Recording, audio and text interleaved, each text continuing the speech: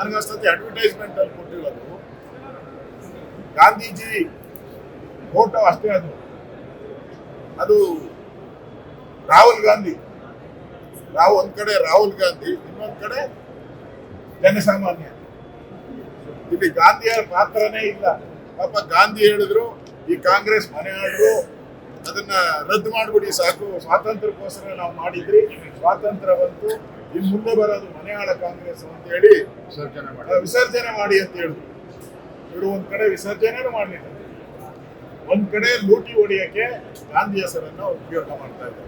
ಶ್ರೀರಾಮ್ಜಿ ಯೋಜನೆ ಏನಿದೆ ಅದು ಕಾಂಗ್ರೆಸ್ ಅವರು ಇಷ್ಟು ದಿನ ಲೂಟಿ ಮಾಡಿದ್ರು. ಸ್ವತಃ ಮನಮೋಹನ್ ಸಿಂಗ್ ಹೇಳಿದ್ದಾರೆ, ಮನಮೋಹನ್ ಸಿಂಗ್ ಇದರಲ್ಲಿ ಲೂಟಿ ನಡೀತಾ ಇದೆ. ಜಯರಾಮ್ ರಮೇಶ್ ಕಾಂಗ್ರೆಸ್ಸಿನ ನಾಯಕರು ಅವ್ರು ಹೇಳಿದ್ದಾರೆ ಇದರಲ್ಲಿ ಲೂಟಿ ನಡೀತಾ ಇದೆ ಅಂತ. ನಮ್ಮ CAG ರಿಪೋರ್ಟ್ ಅಲ್ಲಿ ಕೂಡ